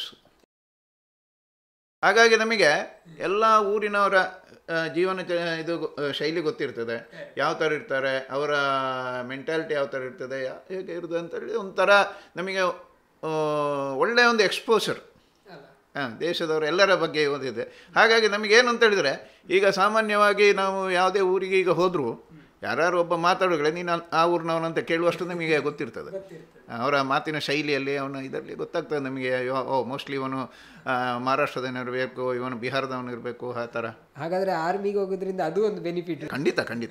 ಖಂಡಿತ ನಿಮಗೆ ಯಾವ ಇದರಲ್ಲಿಯೂ ಸಿಗದ ಇದು ನಿಮಗೆ ಎಕ್ಸ್ಪೋಸರ್ ಇದರಲ್ಲಿ ಸಿಗ್ತದೆ. ನೀವು ವಾಯುಪಡೆಯಲ್ಲಿ ಎಷ್ಟು ವರ್ಷ ಕೆಲಸ? ನಾನು 15 ವರ್ಷ ಇದು ಮಾಡಿದೆ. ಇದರಲ್ಲೊಂದು ನಾನು ಹೇಳಬೇಕು, ನಾವು ಡಿಫೆನ್ಸಿಗೆ ಸೇರಬೇಕಾದ್ರೆ ಡಿಫೆನ್ಸ್ ಫೋರ್ಸಿಗೆ ಸೇರುವವರೆಲ್ಲರೂ ಅವರ ಜೀವನದ ಅತ್ಯಂತ ಪ್ರೈಮ್ ಟೈಮನ್ನು ಕೊಟ್ಟಿರ್ತಾರೆ. ಇವಾಗ ಅದು 21 ಇಯರ್ಸು ಸರ್ವಿಸ್ ಇದೆ. ನಮಗೆ ಆಗುವಾಗ 15 ವರ್ಷ ಇತ್ತು. ನಾನು 19 ವರ್ಷಕ್ಕೆ ಸೇರಿದವನು. 34 ವರ್ಷದವರೆಗೆ ನಾನು ಸರ್ವಿಸ್ ಮಾಡಿದ್ದೇನೆ. ಆಮೇಲೆ ನಮ್ಮದೊಂದು ಆಮೇಲೆ ಏನು ಮಾಡೋದು ಅಂತ ಹೇಳುವ ಇದಕ್ಕೆ ಬರೋದು ಆ ಥರ. ಈಗಾದರೆ 21 ಅಂತ ಹೇಳಿದ್ರೆ ಸಾಧಾರಣ 30-40 ವರ್ಷ ಆಗ್ತದೆ ಅವನು ಹೊರಗಡೆ ಬರಬೇಕಾದ್ರೆ. ಅವನಿಗೆ ಎಕ್ಸ್ಟೆನ್ಷನ್ ಬೇಕಾದ್ರೆ ಕೊಡ್ಬೋದು, ಮತ್ತು ಅಲ್ಲಿ ಸರ್ವಿಸ್ ಮಾಡಬೇಕು ಅಂತ ಆದರೆ ಮಾಡಲಿಕ್ಕೆ ಇದಿದೆ. ಆದರೆ ಈ ಪ್ರೈಮ್ ಟೈಮ್, ಯಾವುದೇ ಒಬ್ಬನ ಜೀವನದಲ್ಲಿ ಪ್ರೈಮ್ ಟೈಮ್ ಅಂತ ಇರ್ತಾವಲ್ಲ, ಆ ಟೈಮನ್ನು ನಾವು ಈ ದೇಶಕ್ಕಾಗಿ ಕೊಟ್ಟಿರ್ತೇವೆ. ಅದು ಗ್ರೇಟ್. ಸೊ ಅದು ಯಾಕೆ ನಾನು ಇದನ್ನು ಇಲ್ಲಿ ಇನ್ಸಿಸ್ಟ್ ಮಾಡಿ ಹೇಳಿದೆ ಅಂತ ಹೇಳಿದರೆ, ನಾವು ಬಂದ ಮೇಲೆ, ನಾವು ಹೊರಗಡೆ ಬಂದ ಮೇಲೆ ಖಂಡಿತವಾಗಿ ನಮ್ಮನ್ನು ಗುರುತಿಸಿ ನಮಗೆ ಜೀವನದ ಒಂದು ಎಸ್ಟಾಬ್ಲಿಷ್ಮೆಂಟಿಗೆ ಎಲ್ಲ ರೀತಿಯ ಸಹಕಾರ ಗೌರ್ಮೆಂಟ್ ಆಗಲಿ ಬಾಕಿದ್ದವರು ಕೊಡಬೇಕು. ಯಾಕಂತ ಹೇಳಿದ್ರೆ ದೇಶಕ್ಕಾಗಿ ಸಮರ್ಪಣೆ ಮಾಡಿ. ಹೌದು, ಯಾಕಂದರೆ ನಮ್ಮ ಇದರಲ್ಲಿ ಇಲ್ಲ ಇದ್ರೆ ಡಿಗ್ರಿ ಮಾಡಿ ಬೇರೆ ಕೆಲಸಕ್ಕೆ ಅದಕ್ಕಾದ್ರೂ ನಿಮಗೆ ಸೇರಿ ನಮ್ಮ ಇದು ಆಗಿರ್ತದಲ್ವ, ಮಾಡ್ಬೋದು. ಇದ ಮೇಲೆ ಬಂದ ಮೇಲೆ ನಾವು ಟೋಟಲಿ ಫ್ರೆಶ್ ಈ ಊರಿಗೆ ಏನು ಮಾಡೋದಪ್ಪ ಇನ್ನು ಅಂತೇಳಿ ಬ್ಲ್ಯಾಂಕ್ ಇರ್ತೇವೆ ಅಂತ, ಟೋಟಲಿ ಬ್ಲ್ಯಾಂಕು. ನಾವು ಏನು ಮಾಡೋದು ಇನ್ನು ಜೀವನದಲ್ಲಿ ಅಂತ ಹೇಳುವಾಗ ಇದು ಬರುವಾಗಾದರೆ ನಮಗೆ ಆವಾಗ ಒಂದು ಮದುವೆ ಆಗಿರ್ತದೆ ಅಥವಾ ಮಕ್ಕಳಾಗಿರ್ತದೆ. ಈ ಸಂದರ್ಭದಲ್ಲಿ ನಾವು ಒಂದು ಯೋಚನೆಗೆ ಹೋಗಬೇಕಾದ ಪರಿಸ್ಥಿತಿ ಬರ್ತದೆ. ಆದ ಕಾರಣ ಅದು ಆಟೋಮೆಟಿಕ್ಕಾಗಿ ನಮ್ಮ ಜೀವನವನ್ನು ತಗೊಂಡು ಹೋಗುವಂಥ ಇದು ಗೌರ್ಮೆಂಟ್ ಮಾಡಬೇಕು. ಆ್ಯಕ್ಚುಲಿ ಸರ್ವಿಸ್ ಬಿಟ್ಟವರಿಗೆ ಈ ಕೂಡಲೇ ಈ ಥರದೊಂದು ರಿಹ್ಯಾಬಿಲಿಟೇಷನ್ ಆಗಬೇಕು ಏನಾದರೂ ಅಂತ ಹೇಳಿ ನನ್ನದು. ಹಾಗೆ ಮನುಷ್ಯನಿಗೆ ನೆನಪುಗಳು ಅಂತ ಹೇಳುವಂಥದ್ದು ಯಾವತ್ತೂ ಕಾಡ್ತಾ ಇರುವಂಥದ್ದು. ಹಾಗೆ ನಿಮಗೆ ಯಾವ ನೆನಪು ಅತ್ಯಂತ ಕಾಡುವಂಥದ್ದು ಅಲ್ಲಿ? ಯಾವುದೇ ಆಗಿರ್ಬೋದು, ಅದು ಭಯದ ವಾತಾವರಣ ಆಗಿರ್ಬೋದು ಅಥವಾ ಯಾವುದೇ ಒಂದು ಯಾವ ನೆನಪು ಹೆಚ್ಚು ನೆನಪಿರುವಂಥ ಇದು ಅಂತೇಳಿ? ಭಯ ಅಂತ ಯಾವುದೂ ಇಲ್ಲ, ಆದರೆ ಒಂಥರ ತಮಾಷೆಯಾಗಿ ತಗೊಳ್ಬೋದೋ ಏನೋ ಗೊತ್ತಿಲ್ಲ. ಈಗ ಸರ್ವೀಸಿಗೆ ನಾವು ಫಸ್ಟ್ ಜಾಯ್ನ್ ಆಗುವಾಗ ಟ್ರೈನಿಂಗಿಗೆ ಸೇರಬೇಕಾದ್ರೆ ಆವಾಗಿನೊಂದು ಸ್ಟೈಲಲ್ಲಿ ಎಲ್ಲ ಕೂದಲು ಹೆಚ್ಚು ಉದ್ದ ಬಿಟ್ಟು ಹೋಗ್ತಾಯಿದ್ರು. ಹಾಗೆ ನಾವು ಹೋದ ಕೂಡಲೇ ಅಲ್ಲಿ ಟ್ರೈನಿಂಗ್ ಹೋದ ಕೂಡಲೇ ಫಸ್ಟ್ ಹೇರ್ ಕಟ್ ಮಾಡಿಸ್ತಾರೆ ಅವರ ಸ್ಟೈಲಿಂದು. ಅದು ನಾವು ನಮ್ಮ ಈ ವ್ಯಂಗ್ಯವಾಗಿ ಮಾತಾಡಿ ಚಪಾತಿ ಕಟ್ ಅಂತ ಹೇಳ್ತಾರೆ ಆಯ್ತಲ್ಲ. ಅದು ಮಾಡಬೇಕಾದ್ರೆ ಅದೇನಾಗ್ತದೆ ಅಂದರೆ ಕ್ಯೂ ಅಲ್ಲಿ ನಿಂತು ಹೋದಾಗೆ ಒಬ್ಬೊಬ್ಬರನ್ನೇ ಮಾಡಿಸ್ತಾರೆ. ಅವರು ಅಲ್ಲಿಗೆ ಬರ್ಸಿ ಬಾರ್ ಬಂದು ಮಾಡ್ತಾರೆ. ಅದು ನೋಡುವಾಗ ನಾವು ನಮ್ಮಿಂದ ಮುಂದಿನವರನ್ನು ಮಾಡುವಾಗ ನಾವು ನಗಾಡ್ತಾ ಇರ್ತೇವೆ, ಮತ್ತು ನಮ್ಮಿಂದು ಅದೇ ಸಿಚುವೇಶನ್. ಅದೊಂದು ಭಾಳ ಒಂದು ಕೆಲವರು ಭಾಳ ಬೇಸರ ಪಟ್ಟಿದ್ದಾರೆ ಆ ಟೈಮಲ್ಲಿ. ಎಷ್ಟು ನಾವು ಚೆನ್ನಾಗಿ ಬೆಳೆಸಿದ್ದು, ಅದೊಂದು ಥರ ವಿಶೇಷವಾಗಿ ನನಗೆ ನೆನಪುಳಿಯುವಂಥ ಒಂದು ಘಟನೆ. ಮತ್ತು ಎಲ್ಲ ಲೈಫಲ್ಲಿ ಇದಿರ್ತದೆ ಕೆಲವು ಹೀಗೆ. ಬಟ್ ಟೋಟಲಿ ನೋಡಿದರೆ ನಾವು ಏರ್ಫೋರ್ಸಲ್ಲಿ ನಾನು ನೋಡಿದರೆ ಭಾಳ ಎಂಜಾಯಬಲ್ ಲೈಫ್. ನಿಮ್ಮದು ಅಂದರೆ ಕೆಲಸ ಆಫೀಸಲ್ಲೇ ಇರ್ತಿತ್ತು ಅಥವಾ ಹೇಗೆ? ಫೀಲ್ಡಲ್ಲಿ ಇಲ್ಲ, ನನ್ನ ಟ್ರೇಡಲ್ಲಿ ಫೀಲ್ಡಲ್ಲಿ ಇಲ್ಲ, ರಾಡರ್ ಯೂನಿಟ್ಸ್ ಇರ್ತಿತ್ತು. ಆ ರಾಡರ್ ಯೂನಿಟಲ್ಲೇ ನನಗೆ ಕೆಲಸ ಇದ್ದಿದ್ದೆಲ್ಲ. ಅಲ್ಲಿ ಹೇಗಿತ್ತು ಅದನ್ನೊಂದು? ನಮಗೆ ಅದನ್ನು ಆಪ್ರೇಟ್ ಮಾಡಲಿಕ್ಕೆ, ಇದು ಕಂಪ್ಯೂಟರ್ಸ್ ಆಪ್ರೇಟ್ ಮಾಡಲಿಕ್ಕೆ, ಅಂದರೆ ರಾಡರೆಲ್ಲ ನಾವು ಕೂತ್ಕೊಂಡೇ ಆಪ್ರೇಟ್ ಮಾಡಲಿಕ್ಕೆ ಇದ್ದಿದ್ದು. ಅದೆಲ್ಲ ಅದನ್ನು ಈ ಸ್ಟ್ಯಾಟ್ಸ್ ತೆಗೊಳ್ಳಿಕ್ಕೆ. ಈಗ ವಿಮಾನ ಹೋಗೋದನ್ನು ನಮಗೆ ಗೊತ್ತಾಗಬೇಕಲ್ಲ ಎಲ್ಲಿದೆ ಅದು ಏನು ಅಂತೇಳಿ, ಅದೆಲ್ಲ ತಗೊಳ್ಳಿಕ್ಕೆಲ್ಲ ಆಗಿರುವ ಇದಲ್ಲ. ಹಾಗೆ ನಮ್ಮದೆಲ್ಲ ರೂಮಿನೊಳಗೆ ಕೂತ್ಕೊಂಡೇ ಕೆಲಸ ಇದ್ದಿದ್ದು. ಯಾವುದು ನಾವು ಇದಕ್ಕೆ ಫೀಲ್ಡಿಗೆ ಹೋಗ್ಲಿಕ್ಕೆ ಇರಲಿಲ್ಲ. ಇದಿಲ್ಲ. ಇನ್ನೊಂದು ವಿಷಯಕ್ಕೆ ಬರೋದಾದರೆ, ಈಗ ನೀವಾಗ ಹೇಳ್ತಾ ಇದ್ದಾಗೆ ಈ ಎಕ್ಸ್ ಆರ್ಮಿಗಳಿಗೆ ಏನು ಮಾಡ್ಬೋದು ಅಂದರೆ ಅವರೀಗ ಒಂದು ದೇಶ ಸೇವೆಯನ್ನು ಮಾಡಿ ಬಂದ ನಂತರ ಅವರನ್ನು ಯಾವ ರೀತಿ ಟ್ರೀಟ್ ಮಾಡಬೇಕು? ಇವಾಗ ನಾನು ಹೇಳ್ತೇನೆ, ನಾನು ಸೇರಿದ ಟೈಮಲ್ಲಿ ಆ್ಯಕ್ಚುಲಿ ಊರಲ್ಲೆಲ್ಲ ಮಿಲಿಟ್ರಿ ಸರ್ವಿಸ್ ಅಂದರೆ ಏನು ಅಂತೇಳಿದರೆ ಹೆಚ್ಚಿನವರಿಗೆ ಅದರ ಸಂಗತಿ ಗೊತ್ತಿಲ್ಲ. ಅವರೆಲ್ಲ ಅದರ ಬಗ್ಗೆ ಇನ್ನೋಸೆನ್ಸ್ ಆ್ಯಕ್ಚುಲಿ ಇನ್ನೋಸೆನ್ಸಿ ಎಲ್ಲ ಇತ್ತು. ಯಾರಿಗೂ ಏನೂ ಗೊತ್ತಿಲ್ಲ. ಅವು ಮಿಲಿಟ್ರಿಗೆ ಹೋಗ್ತಾನೆ, ಮಿಲಿಟ್ರಿ ಅಂತ ಒಂದು ಅಷ್ಟೇ ಬಿಟ್ಟರೆ ಅದರಲ್ಲಿ ಏರ್ಫೋರ್ಸ್ ಏನು, ನೇವಿ ಏನು, ಆರ್ಮಿ ಏನು ಅಂತ ಏನು ಯಾರಿಗೂ ಗೊತ್ತಿಲ್ಲ ಆ್ಯಕ್ಚುಲಿ. ನಾವು ಬಿಟ್ಟು ಬರುವ ಟೈಮಲ್ಲಿಯೂ ಅಂಥ ಒಂದು ಇದು ಇಲ್ಲಿ ಈ ಊರಲ್ಲಿಲ್ಲ. ಆದರೆ ನಾರ್ತ್ ಇಂಡಿಯಾದಲ್ಲಿ ಅದರ ಬಗ್ಗೆ, ಮಿಲಿಟ್ರಿ ಬಗ್ಗೆ ಹೆಚ್ಚಿನ ಜನರಿಗೆ ಅದರ ತಿಳುವಳಿಕೆ ಇತ್ತು, ಎಲ್ಲೋ ಇತ್ತು. ಯಾಕಂತ ಹೇಳಿದರೆ ಅವರು ಯುದ್ಧವನ್ನು ನೋಡಿದವರು. ಹಾಗೆ ಅವರಿಗೆ ಈ ಮಿಲಿಟ್ರಿ ಯಾಕೆ ಬೇಕು, ಅವರದ್ದು ಏನು ನಮಗೆ ಸರ್ವೀಸು ಅಂತೇಳಿ, ಅದರ ಅಗತ್ಯತೆ ಏನು ಅಂತೇಳಿದ್ರೆ ಎಲ್ಲ ಅವ್ರಿಗೆ ಗೊತ್ತಿದೆ. ನಮ್ಮ ಇಂಪಾರ್ಟೆನ್ಸ್ ಅವ್ರಿಗೆ ಗೊತ್ತಿತ್ತು. ಆದರೆ ಇಲ್ಲಿ ಅವರಿಗೆ, ಈ ಸೌತ್ ಇಂಡಿಯಾದವರಿಗೆ ಹೆಚ್ಚಿನವರಿಗೆ ಅದರ ಅನುಭವ ಇಲ್ಲ. ಹಾಗಾಗಿ ನಮ್ಮನ್ನು ಅಂಥ ಒಂದು ಯಾವುದೇ ರೆಕಗ್ನಿಷನ್ ಇರಲಿಲ್ಲ ನಮಗೆ. ಆದರೆ ಇತ್ತೀಚೆಗೆ ತುಂಬ ಬದಲಾವಣೆ ಬಂದಿದೆ. ಈಗೊಂದು 10 ವರ್ಷದಿಂದ ಭಾಳ ಇದಿದ್ದಾರೆ. ಇದು ಹೆಚ್ಚಿನ ಸಂಘ ಸಂಸ್ಥೆಗಳು ನಮ್ಮನ್ನು ಕರೆದು ನಮ್ಮನ್ನು ರೆಕಗ್ನೈಸ್ ಮಾಡ್ತಾರೆ, ನಮ್ಮನ್ನು ಆನರ್ ಮಾಡ್ತಾರೆ. ನಮ್ಮಿಂದ ಏನಾದ್ರು ಒಂದು ಹೀಗೆ ಶಾಲೆಗಳಿಗೆ ಅಲ್ಲಿಗೆಲ್ಲ ಕರೆಸಿ ಮಕ್ಕಳಿಗೆ ಸ್ವಲ್ಪ ಈಗಿನ ಮಕ್ಕಳಿಗೆ ಸ್ವಲ್ಪ ಏನಾದರೂ ಒಂದು ಹೇಳಲಿಕ್ಕೆ ಇದು ಮಾಡ್ತಾರೆ. ಅದೆಲ್ಲ ಒಂದು ಒಳ್ಳೆಯ ಟ್ರೆಂಡ್ ಅಂತ ನಾನು ತಿಳ್ಕೊಂಡಿದ್ದೇನೆ. ಹಾಗೆ ಒಂದು ನಮ್ಮ ಸರ್ವಿಸ್ ಬಿಟ್ಟು ಬಂದ ಮೇಲೆ ಇವಾಗ ಒಂದು ಸ್ವಲ್ಪ ರೆಕಗ್ನಿಷನ್ನು ನಿಮಗೆ ಸಿಗಲಿಕ್ಕೆ ಶುರುವಾಗಿದೆ. ಹೌದು. ನಿಮ್ಮ ಪ್ರಕಾರ ಈ ಆರ್ಮಿಯಲ್ಲಿ ಕೆಲಸ ಮಾಡಿದಂಥವರು ರಾಜಕೀಯಕ್ಕೆ ಸೇರುವುದು ಎಷ್ಟು ಒಳ್ಳೆಯದು? ನಾನು ಸೇರಬೇಕು ಅಂತ ಹೇಳೋದು. ಯಾಕಂದರೆ ಈಗ ಈ ಕಾನ್ಸ್ಟಿಟ್ಯೂಷನ್ಸಿ ಇದರಲ್ಲಿ ರಿಸರ್ವೇಷನ್ಸ್ ಇರ್ತದೆ, SC STಗಳಿಗೆ ಅದು ಅಥವಾ ಲೇಡೀಸು ಕಾನ್ಸ್ಟಿಟ್ಯೂನ್ಸಿ ಆ ಥರ ಇರುವ ಹಾಗೆ ಎಕ್ಸ್-ಸರ್ವಿಸ್ಮೆನ್ ಸೀಟುಗಳು ಇರಬೇಕು ಅಂತ ನಾನು ಹೇಳಿದೆ. ನಾನು ಹೇಳಿ ಕಾರಣ ಇದೆ ಅದು. ಯಾಕಂತ ಹೇಳಿದರೆ ಈ ಥರ ನಮ್ಮ ಎಕ್ಸ್-ಸರ್ವಿಸ್ಮೆನ್ಗಳನ್ನು ನಾವು ಈ ಇದಕ್ಕೆ ಅಡ್ಮಿನಿಸ್ಟ್ರೇಷನ್ಗೆ ತಗೊಂಡೋದ್ರೆ, ರಾಜಕೀಯಕ್ಕೂ ತಗೊಂಡೋದ್ರೆ ರಾಜಕೀಯ ಶುದ್ಧ ಆಗ್ತದೆ. ಯಾಕಂದರೆ ನಮ್ಮಲ್ಲಿ 100% ಅಂತ ಹೇಳದಿದ್ದರೂ ಒಂದು 90% ಖಂಡಿತವಾಗಿ ಆನೆಸ್ಟ್ ಪೀಪಲ್ ಆ್ಯಂಡ್ ಟ್ರಾನ್ಸ್ಪರೆನ್ಸಿ ಇರ್ತದೆ, ಇಂಟಿಗ್ರಿಟಿ ಇರ್ತದೆ, ಮತ್ತು ದೇಶಭಕ್ತಿ ಇರ್ತದೆ. ಇದು ಇಷ್ಟಿದ್ದಾಗ ತನ್ನಿಂತಾನೇ ಈ ಅಡ್ಮಿನಿಸ್ಟ್ರೇಷನ್ನು ಕರಪ್ಷನ್ ಫ್ರೀ ಆಗ್ತದೆ. ಸೊ ಈ ಕರಪ್ಷನ್ ನಿಲ್ಲಬೇಕು ಅಂತ ಆದರೆ ಇದು ಇರಲೇಬೇಕು. ಮತ್ತು ಇನ್ನೊಂದು ಇದರಲ್ಲಿ ನಾನು ಆ್ಯಡ್ ಮಾಡುವಂಥ ಇದರಲ್ಲಿ ಏನಂತ ಹೇಳಿದ್ರೆ, ರಾಜಕೀಯಕ್ಕೆ ಇಲೆಕ್ಷನ್ಗೆ ನಿಲ್ಲುವವರು, ರಾಜಕೀಯದಲ್ಲಿ ಓಟಿಗೆ ನಿಲ್ಲುವವರು ಮತ್ತು ಗೌರ್ಮೆಂಟ್ ಜಾಬಿಗೆ ಸೇರುವವರು ಕಂಪಲ್ಸರಿ 5 ವರ್ಷದ ಟ್ರೈನಿಂಗ್, ಮಿಲಿಟ್ರಿ ಟ್ರೈನಿಂಗ್ ಆಗಿರಬೇಕು ಅಂತ ನಮ್ಮ ದೇಶದಲ್ಲಿ ಕಾನೂನು ಮಾಡಿತು ಅಂತ ಆದರೆ ನಮ್ಮ ದೇಶದ ಅಡ್ಮಿನಿಸ್ಟ್ರೇಷನು ಬಹಳ ಕ್ಲೀನ್ ಆಗ್ತದೆ. ಕರಪ್ಷನ್ ಖಂಡಿತವಾಗಿ ನಿಲ್ತದೆ. ಇದು ನಾನು ಅತ್ಯಂತ ಆತ್ಮವಿಶ್ವಾಸದಿಂದ ಹೇಳುವಂಥ ಮಾತಿದು. ಯಾಕಂದರೆ ಎಲ್ಲಿ 5 ವರ್ಷದ ಟ್ರೈನಿಂಗ್ ಕೊಟ್ಟರು ಎಲ್ಲರಿಗೂ ಅಂಥವ್ರು ಮಾತ್ರ ಇದಕ್ಕೆ ಎಲಿಜಿಬಲ್ ಅಂತ ಹೇಳಲಿ. ಗೌರ್ಮೆಂಟ್ ಜಾಬಿಗೆ ಎಲ್ಲರೂ ಮಾಡಬೇಕಂತಲ್ಲ, ಗೌರ್ಮೆಂಟ್ ಜಾಬಿಗೆ ಮತ್ತು ಓಟಿಗೆ ನಿಲ್ಲುವವರು ಅವರು ಕಂಪಲ್ಸರಿ ಅದ್ರ ಕ್ವಾಲಿಫಿಕೇಷನ್ ಅದು 2 ಅಂತ ಹೇಳಿದರೆ ಖಂಡಿತವಾಗಿಯೂ ನಮ್ಮದು ಅಡ್ಮಿಷನ್ ತನ್ನಿಂತಾನೇ ರಾಜಕೀಯ ಕ್ಲೀನ್ ಆಗ್ತದೆ ಮತ್ತು ಸರ್ಕಾರ ಕ್ಲೀನ್ ಆಗಿರ್ತದೆ. ನಾವು ಇಷ್ಟು ಕರಪ್ಷನ್ನು ನಾವು ಅವತ್ತು ನೋಡಿದಷ್ಟೆಲ್ಲ ಕರಪ್ಷನ್ ಖಂಡಿತವಾಗಿ ಇರೋದಿಲ್ಲ. ಈಗಲೇ ನಮಗೆ ಈ ಕರಪ್ಷನ್ ಫ್ರೀಯ ಡಿಫ್ರೆನ್ಸ್ ಗೊತ್ತಾಗ್ತಾ ಇರೋದು ಈಗ ಒಂದು 10 ವರ್ಷದಿಂದ. ಕರಪ್ಷನ್ ಇದ್ದದ್ದು ಹೇಗೆ ಅಂತ ನಮಗೆ ಗೊತ್ತಾದ್ದು ಈಗ ಈ 10 ವರ್ಷದ ಆಡಳಿತದಲ್ಲಿ. ಕರಪ್ಷನ್ ಇಲ್ಲದೇ ಇರುವ ಅಡ್ಮಿನಿಸ್ಟ್ರೇಷನ್ ನೋಡಿದಾಗ ಅಯ್ಯೋ ಹೇಗಿರುವ ಆಡಳಿತ ಇತ್ತು ಮೊದಲು ಅಂತ ಹೇಳುವ ಒಂದು ಭಾವನೆ ಬರ್ತದಲ್ಲ. ಹಾಗೆ ಇದು ಬಂತು ಅಂತಾದರೆ ಇದು ಕಂಟಿನ್ಯೂಸ್ ಇರ್ತದೆ. ನಾವು ವಿಶ್ವದ ನಂಬರ್ 1 ಆಗೋದಕ್ಕೆ ಯಾವುದೇ ಇದಿಲ್ಲ.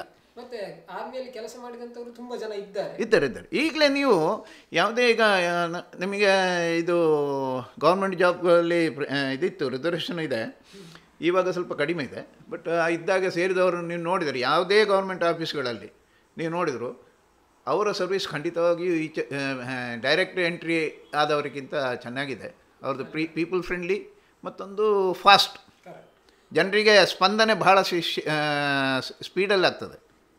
ದೇಶದ ಮೇಲೆ ಒಂದು ಹೌದು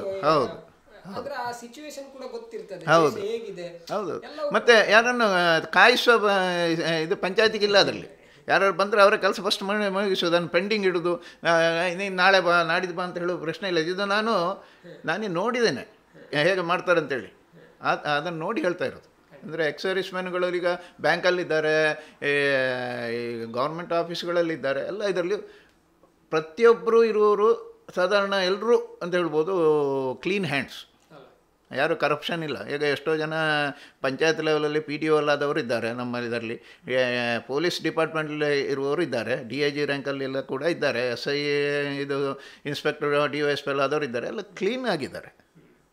ಅದನ್ನ ಅಡ್ಮಿನಿಸ್ಟ್ರೇಷನ್ ತಾನೇ ಕ್ಲೀನ್ ಆಗ್ತದೆ ಅಂತ ಅವ್ರನ್ನ ತಗೊಂಡ್ರೆ ಅಂತ ಹೇಳೋದು ನಾನು. ಮತ್ತೆ ಆರ್ಮಿಯಲ್ಲಿ ಕೆಲಸ ಮಾಡಿದಂಥವರು ತುಂಬ ಜನ ಇದ್ದಾರೆ.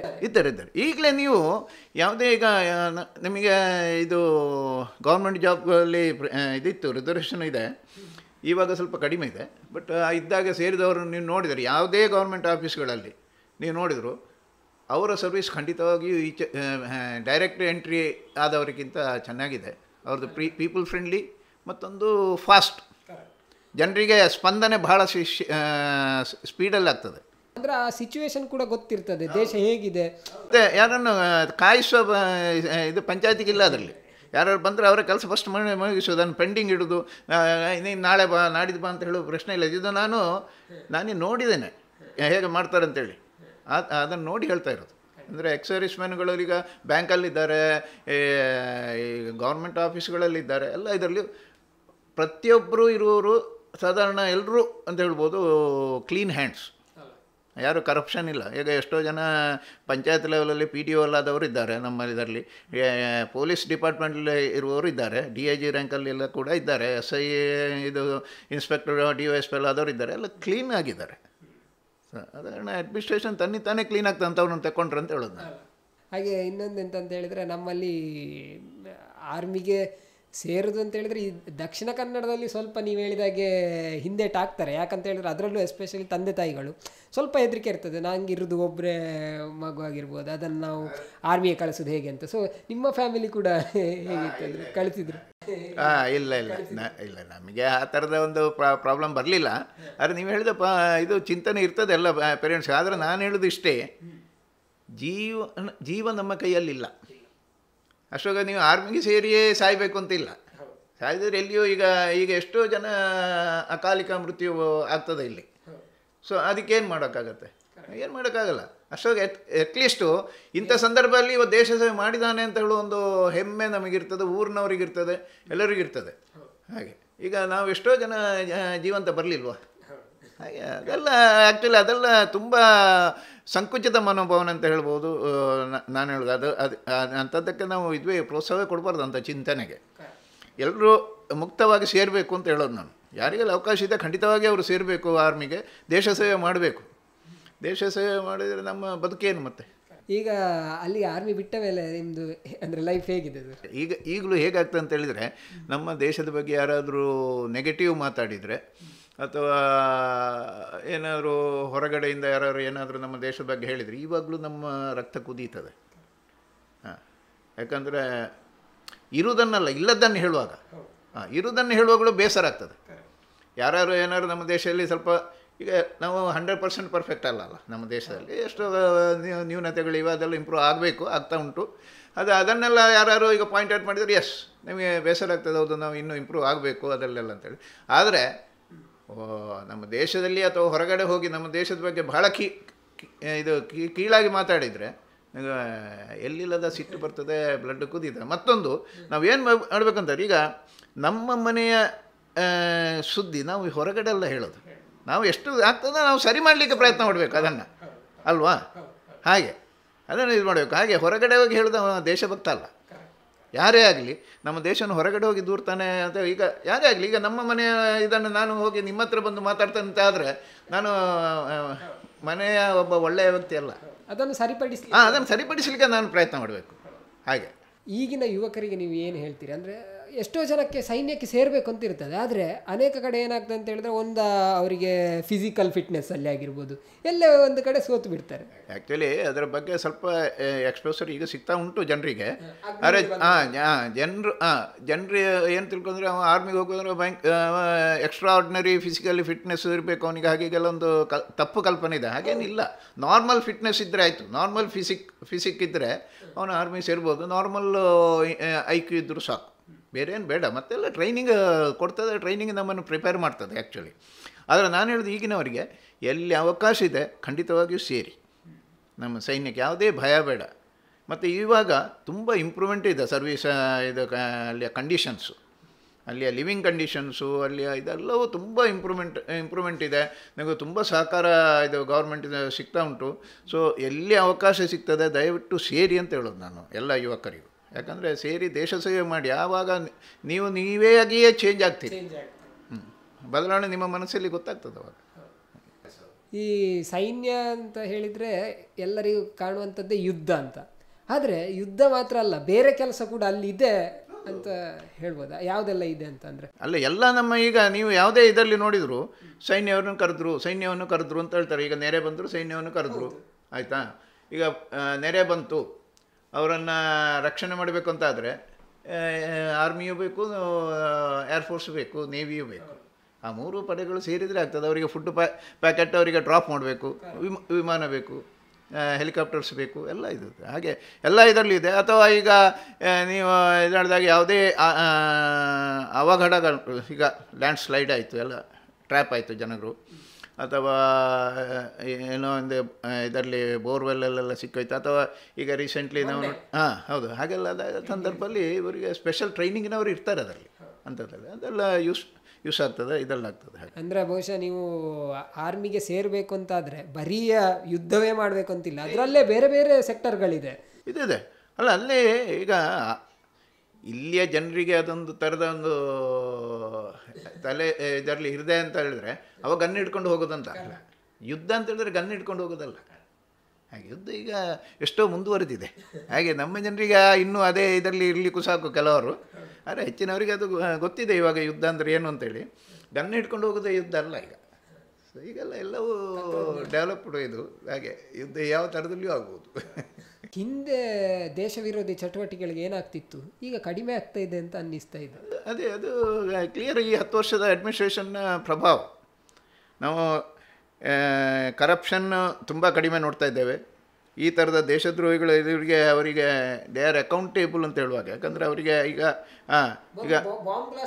ಹೌದೌದು ಹಾಗಿರುವವರೆಲ್ಲ ಈಗ ಸ್ವಲ್ಪ ಹೆದರಿಕೆ ಕೂತಿದೆ ಅವರಿಗೆ, ಅಂಥವರಿಗೆಲ್ಲ. ಹಾಗೆ ಅಂಥದ್ದೆಲ್ಲ ಕಡಿಮೆ ಆಗಿದೆ ಆಟೋಮೆಟಿಕಲಿ. ನೀವು ಯಾವಾಗ ಶಿಕ್ಷೆ ಕೊಡಲಿಕ್ಕೆ ಶುರು ಮಾಡ್ತೀರೋ ಅಂಥದ್ದು ಆಟೋಮೆಟಿಕಲಿ ಕಡಿಮೆ ಆಗ್ತದೆ. ನೀವು ಯಾವುದೇ ಕಳ್ಳನನ್ನು ಹಿಡಿಯೋದಿಲ್ಲ ಅಂತಾದರೆ ಕಳ್ಳತನ ಜಾಸ್ತಿ ಆಗ್ತದೆ ನೋಡಿ. ಆ ಕಳ್ಳನನ್ನು ಹಿಡಿದು ನೀವು ಶಿಕ್ಷೆ ಕೊಡ್ತೀರಿ ಅಂತಾದರೆ ಅವನು ಸ್ವಲ್ಪ ಯೋಚಿಸ್ತಾನೆ ಕಳ್ಳತನ ಮಾಡೋದು ಹೇಗಪ್ಪ ಅಂತ. ಹಾಗೆ ಬಹುಶಃ ಇನ್ನಷ್ಟು ಯುವಕರು ಪ್ರತಿಯೊಬ್ಬರು ಕೂಡ ನಮ್ಮ ಊರಿಂದ ಕೂಡ ಇನ್ನಷ್ಟು ಜನ ಬಹುಶಃ ಆರ್ಮಿಗೆ ಸೇರಬೇಕು. ನಾನು ಹೇಳಿದೆ ಈಗಿನ ಅಗ್ನಿಪಥ್ ಇದು ಸ್ಕೀಮ್ ಭಾಳ ಚೆನ್ನಾಗಿ ಉಂಟು. ಅದರ ಬಗ್ಗೆ ಬಹಳಷ್ಟು ಇದು ಅಪಪ್ರಚಾರ ನಡೀತಾ ಇದ್ದರು. ನಾನು ಹೇಳ್ತೇನೆ ಭಾಳ ಒಳ್ಳೆಯದು ಅಂತ. ಈ 5 ವರ್ಷ 4 ವರ್ಷದ ಟ್ರೈನಿಂಗ್ ಆಗಿ ಬರುವ ಎಲ್ಲರೂ ಒಂಥರ ಮೋಲ್ಡ್ ಆಗಿರ್ತಾರೆ, ಚೇಂಜ್ ಆಗಿರ್ತಾರೆ. ಅವರ ಚಿಂತನೆ ಖಂಡಿತವಾಗಿ ಬದಲಾಗ್ತದೆ. ಅವರ ಈ ಬದಲಾದ ಚಿಂತನೆಯಿಂದಾಗಿ ಖಂಡಿತವಾಗಿ ಊರು ಒಳ್ಳೆಯದಾಗ್ತದೆ. ಹಾಗೆ ಅದು ನಮಗೆ ಆ ಪಾಸಿಟಿವ್ ಖಂಡಿತ ಇದೆ ಅದರಿಂದ. ಆದರೆ ಜನಗಳ ಯಾವಾಗ ಹೆಚ್ಚು ಅಪಪ್ರಚಾರ ನಡೀತದೆ ಅದನ್ನಾಗ ನಾವು ಏನು ತಿಳ್ಕೊಳ್ಬೇಕಂದ್ರೆ ಅದು ಖಂಡಿತವಾಗಿ ಒಳ್ಳೆಯದಿದೆ ಅಂತಲೇ ಅರ್ಥ. ಸೊ ಇಷ್ಟೊತ್ತು ದೇಶದ ಬಗ್ಗೆ, ಹಾಗೆ ವಾಯುಪಡೆಯ ಬಗ್ಗೆ, ಸೈನ್ಯದ ಬಗ್ಗೆ ತುಂಬ ವಿಚಾರಗಳನ್ನು ನಮ್ಮ ಜೊತೆ ಹಂಚಿಕೊಂಡ್ರಿ. ಬಹುಶಃ ನಮ್ಮೂರಿನವರು, ಪುತ್ತೂರಿನವರು ಅಂತ ಹೇಳುವಂಥದ್ದು ನಮಗೆ ಹೆಮ್ಮೆ ಸರ್. ಸೊ ಹಾಗೆ ನಿಮಗೆ ನಮ್ಮ but talk with Pranav Bhat ಕಾರ್ಯಕ್ರಮದಲ್ಲಿ ಇಷ್ಟೊತ್ತು ಮಾತಾಡಿದ ಕಾರಣ ನಿಮಗೆ ಅತ್ಯಂತ ಧನ್ಯವಾದಗಳು. ಅಲ್ಲ, ನನಗೆ ತುಂಬ ಸಂತೋಷ ಇದೆ. ಈ ಥರದೊಂದು ಕಾರ್ಯಕ್ರಮ ನೀವು ಮಾಡಿ ನಮ್ಮ ಹತ್ರ ಮಾತಾಡಿಸಿದ್ರಿ. ಇದನ್ನು ಊರ ಜನರಿಗೆ, ಪರ ಊರ ಜನರಿಗೆ ತಿಳಿಸ್ತಾ ಇದ್ದೀರಿ ಅಂತ ಹೇಳುವಂಥ ಒಂದು ಸಂತೋಷ ಮತ್ತು ಒಂಥರದ ತೃಪ್ತಿ ಇದೆ. ನಮ್ಮ ಮನಸ್ಸಲ್ಲಿರೋದನ್ನು ನಾವು ಹೇಳಿದ್ದೇವೆ. ಇದರಿಂದಾಗಿ ಒಂದು 4 ಜನರಿಗೆ ಅರ್ಥ ಆದರೆ ಬಹಳ ಒಳ್ಳೆಯದು. ಈ ಕಾರ್ಯಕ್ರಮವು ಸಾರ್ಥಕ, ನಮ್ಮ ಜೀವನವೂ ಸಾರ್ಥಕ ಆಗ್ತದೆ. ಹಾಗೆ ನನ್ನನ್ನು ಕರೆಸಿ ಈ ಥರ ಮಾತಾಡಿಸಿದ್ದಕ್ಕೆ ನಿಮಗೆ ತುಂಬ ಹೃದಯದ ಧನ್ಯವಾದಗಳು. ಹೀಗೆ ಇನ್ನಷ್ಟು ನಮ್ಮ ಸೈನ್ಯದಲ್ಲಿ ಕೆಲಸ ಮಾಡಿದಂತಹ ಯೋಧರು ಅನೇಕ ಜನ ಇದ್ದಾರೆ. ಅಂಥವರನ್ನು ಕೂಡ ಕರೆಸಿ ಇಲ್ಲಿ ಕಾರ್ಯಕ್ರಮವನ್ನು ಮಾಡಬೇಕು ಅಂತ ಬಹಳ ಆಸೆ. ಖಂಡಿತ ನೀವು ಮಾಡಬೇಕು. ಯಾಕಂದರೆ ಈಗ ನಾನು ಮಾತಾಡಿದ ಎಲ್ಲ ವಿಷಯ ಅಂತಲ್ಲ, ನಾನು ಒಂದು ಪರ್ಟಿಕ್ಯುಲರ್ ಸಮ್ ಪಾಯಿಂಟು ನಾನು ಮಾತಾಡಿರ್ತೇನೆ. ನೀವು ಇದೇ ಥರ ಒಂದು 10 ಜನರು ಮಾಡಿದಾಗ 10 ವಿಷಯ ಸಿಗ್ತದೆ. 10 ವಿಷಯ ಸಿಗ್ತದೆ. ಎಲ್ಲವೂ ಇದಕ್ಕೆ ಸಂಬಂಧಪಟ್ಟದ್ದೇ ಆಗಿರುವಾಗ ಜನರಿಗೆ ವಿಷಯ ಇನ್ನೂ ಹೆಚ್ಚಿಗೆ ಸಿಗ್ತದೆ. ಖಂಡಿತ ಸರ್. ಹಾಗೆ ಇಷ್ಟೊತ್ತು ಕಾರ್ಯಕ್ರಮದಲ್ಲಿದ್ದಕ್ಕೆ ಧನ್ಯವಾದ. ತುಂಬ ಧನ್ಯವಾದ. ನಮಸ್ಕಾರ.